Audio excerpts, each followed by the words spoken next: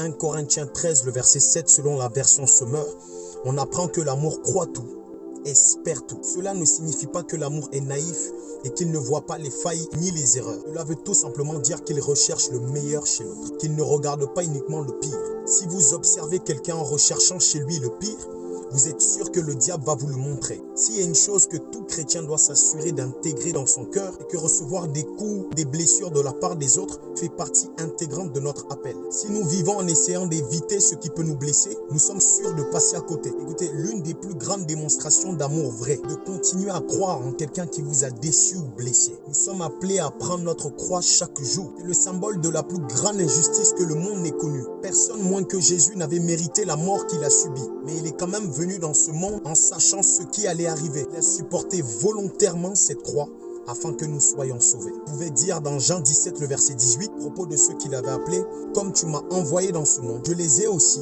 envoyés. » C'est vrai que tu étais envoyé pour régner, pour dominer, mais souviens-toi que tu as été envoyé également pour subir l'injustice que Christ a subie. Tu dois continuer à aimer toutes ces personnes qui t'ont fait du mal, voir en elles le meilleur, à l'image de notre Seigneur et notre Sauveur. Combien d'entre nous désiraient prendre un dernier repas avec nos plus proches amis, tout en sachant que dans quelques heures, ceux en qui nous avons tant investi iraient jusqu'à renier de nous connaître. C'est la nature même de l'amour, que d'aimer sans chercher à être aimé en retour. C'est cette manière-là que nous sommes aussi appelés à marcher. Que Dieu vous bénisse.